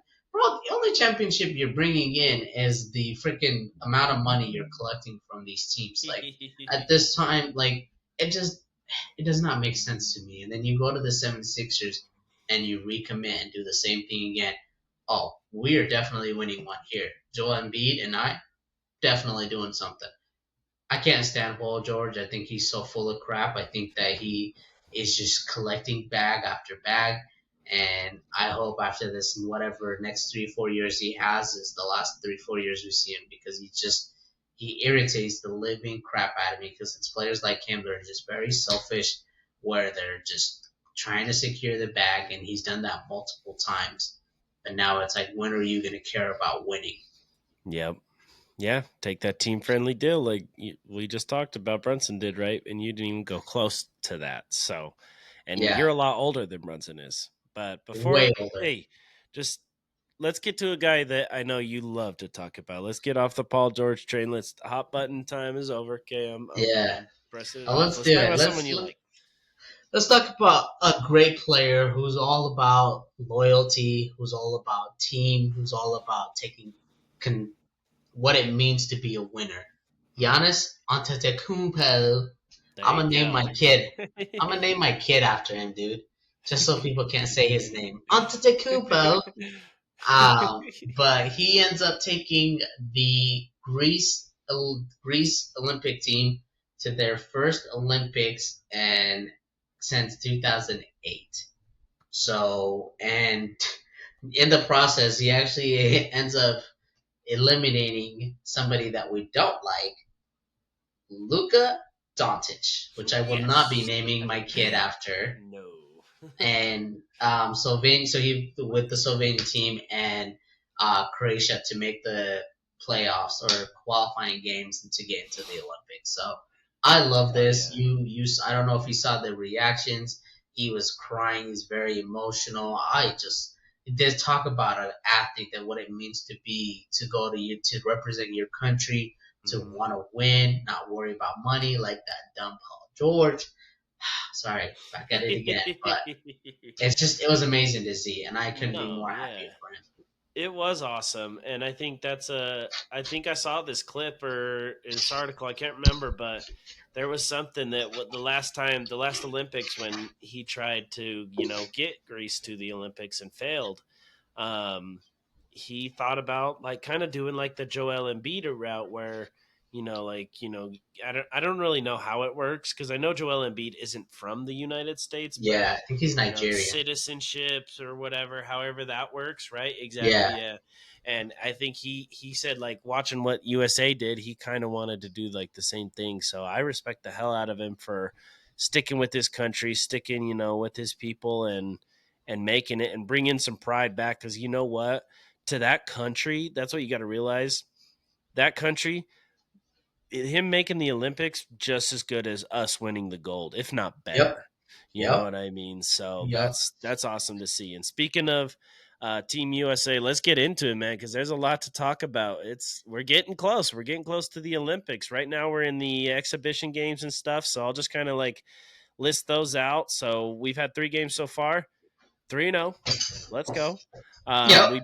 We beat Canada 86-72, and it wasn't that much of a blowout. We kind of pulled away late. It was pretty close. Canada had the lead at points in the game. Anthony Davis and Anthony Edwards, so the Anthonys were big stars in this game. And the Yeah. big thing that was talked about in this is Anthony Edwards not starting. And then he also came out and said he should be the number one option on this team and that they should play around him. And so I'm like, you know how big of a fan I am of Anthony Edwards, but even Yep. I'm like, that is a hell of a thing to say. Like, I know you're confident and you believe in yourself, and Yeah. that's who you are. And that's the thing. At least he's just being himself. But like LeBron James on that team, Steph Curry's on that team, Kevin Durant's on that team. Like, hey man, it may be your time now and their time's on the way out, but like it's not like they're not top players at this point. So Yep. that was a hell of a comment to get out there with that stacked USA roster.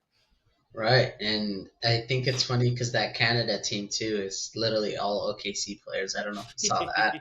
And a So former I kind Jazz guy, we got Kelly Olynyk, Captain Kelly, yep. Nikhil Alexander Walker's on there. They Was got Dylan a Brooks lot on of there? NBA guys. Yeah, Dylan Brooks is there, Jamal Murray, RJ Barrett's there. Yep. Yeah, Man, they got a good team. they got That a Canada good team is they're doing really well.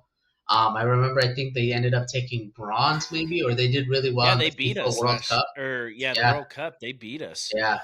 So they know what it takes to beat that team, and that team is so stacked with the U.S. And then this comment with Mr. Ant Man, I think it's a little out there. I mean, Yeah. like you said, you're a big fan of Ant Man. I'm also a big fan of Ant Man, but this one was a little like kind of over the top a little bit for me when you have great of the greats on that team where they're trying to do something to put some respect on US. You had your chance and you guys didn't do anything. So now the big boys, the big tanks, the legends are all coming together to put some respect on US team or US name. So I I just think he kind of needs to like relax a little bit. I think a couple more years it's going to be his team. He can do whatever he wants with it. But now it's the goats are out, and this is one of their last stands, and they're gonna go out and perform. They've been beating these teams. I think the last one that you are gonna mention as well is Serbia too. They're a good team. So Right. yeah, They've been killing it, and that's the thing too. Like we talked about Australia, they almost lost to Australia, but I think what you're saying is like they beat like Canada and Australia. They're the teams that got some real talent, I would yeah, say, and so to beat them out of the gate in the exhibition, that's good news, even if it was close. Yep. And then Serbia, yeah, like they got Jokic. I don't think they got much else after that.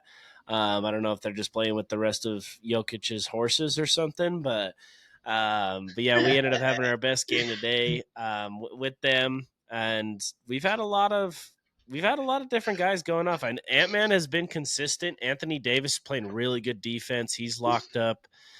He locked up Jokic and stuff, and then Nice. Steph. This was his game. He actually had 24 points today, and just was hitting threes. I think it was like 6 for 8 from three. So he was having his time, and USA is looking like they're clicking. So we need to show the world what's up again, right? Yep. Yep. So yeah, and there's just a lot going on with the team too. Is I wouldn't call it quite drama like we talked about. Anthony Edwards wanted to be the number one guy, wanted to start, so he wasn't starting against Canada. Then they put him in after he made the comment against Australia, but then they took him out again. But the thing is, with these USA teams, like there's so much great talent. You're Yeah. gonna mix and match rosters, starting lineups, stuff like that. And Steve Kerr came out and he said that hey, Dwayne Wade had to sit behind Kobe on these Olympic teams, right? Like maybe Yeah. that's what you got to do. Now, when I looked at it, like I saw this post that like compared 3 different lineups. I think that the lineup is best with him in. I think it's Curry, Edwards, Tatum, Braun, and Embiid. I think that's the best lineup, like starting 5 that you could put in. I think that he's been replaced by Drew Holiday and maybe it was Tyrese Halliburton, but I think the rest of the guys have kind of been in there for the most part.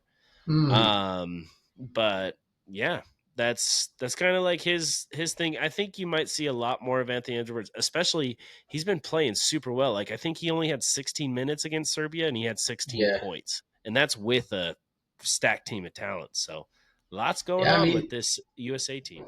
yeah. I mean, I think he's gonna get his chance. Like I said, I think that if they really wanted to start him, they could do the Steph, him, LeBron, and then have the 2 and 3, the 2 big guys. So I think they can make it work, and I think he would bring different energy to that team just because they're all older guys, but does not mean they can't score and they can't do what they're trained to do, and that's be great basketball players. So I just think that Anthony Edwards just kind of needs to take a moment to just enjoy this moment because he's playing the greatest of all times, and they don't have much long time left. So stop worrying about starting the team. Stop worrying about going. And Anthony Edwards is known for that. He talks so much trash, but it's a good, healthy trash where he's very confident in his abilities. And so, I mean, yeah, well, what more can you say about the guy? So Yep. I guess we'll just have to end up seeing what happens throughout the Olympics and how they end up playing. Maybe if he ends up having to change some things.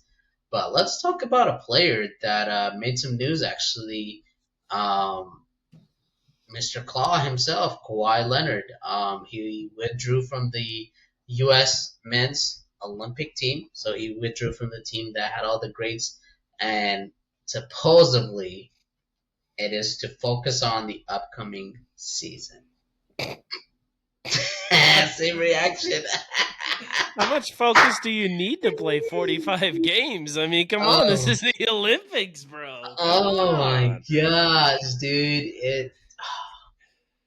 There's Another hot so button. here's the thing too. There's so much to unpack because Team USA is saying one thing, Clippers are saying another thing, and Yep. of course Kawhi saying nothing. Yep.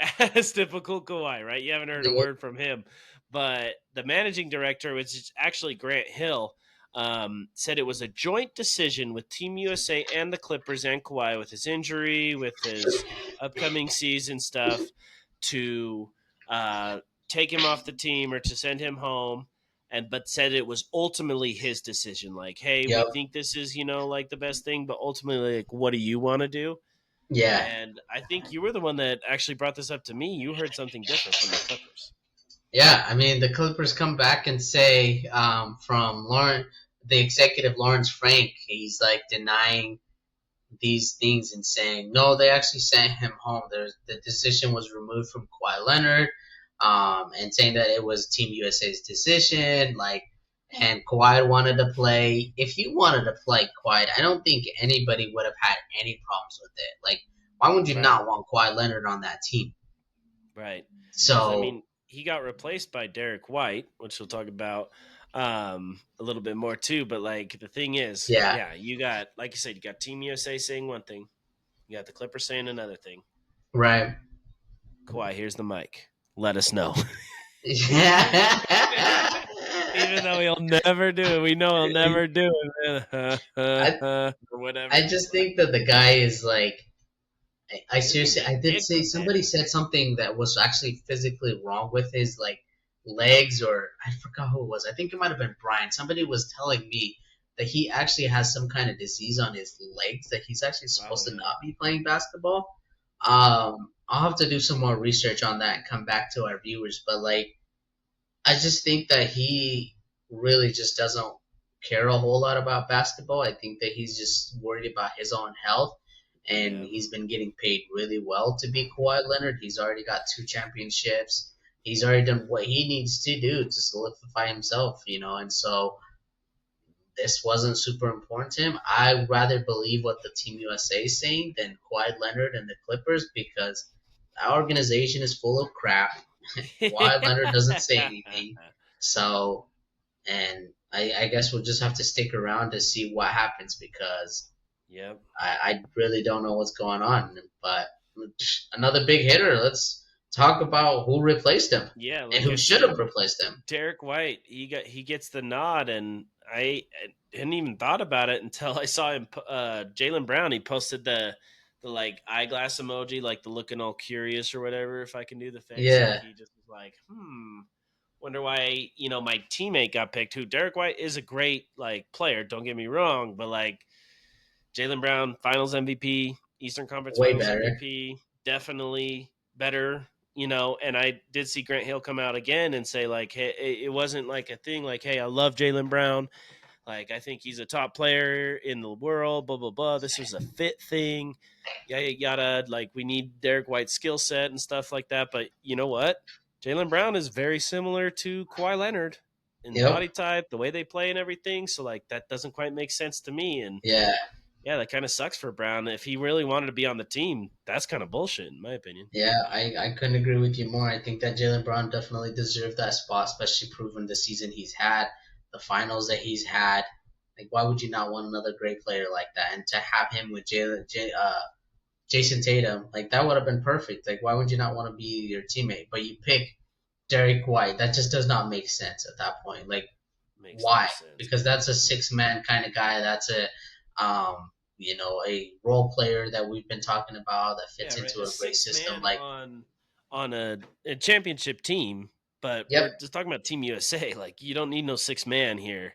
Like yeah, the 15th man or the 12th man on Team USA needs to be a number one option on some yep, teams and a number former two in the MVP league. So or a player that's been proven to do what he's doing because you're going against these countries' best of best, and yep, you regardless got to if we think that represent, they're baby. not good or not, we've noticed how much European players, our first 2 or 3 picks this year were French players. So Improving. the Yep. international level is improving, and we need to make sure we're keeping up with that because this is the revenge tour. So 100%. Well, hey, we're going to have to keep you updated on Team USA's hopefully success, and let's bring home that gold, baby.